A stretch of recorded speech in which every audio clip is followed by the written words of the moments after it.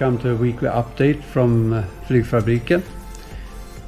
What we have achieved this week is to get the paste applying machine working again, and we have made one more plug ready for finish milling.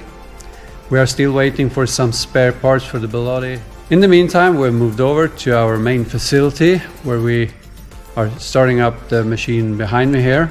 It's twin spindles, CNC lathe, Nakamura Tome. We are going to produce some steel parts here for a development project.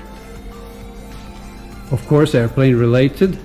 So we will be back in the future with more information about that. We hope for a good next week with some new spare parts, so we get going with the second milling machine also. Thank you for watching. Bye.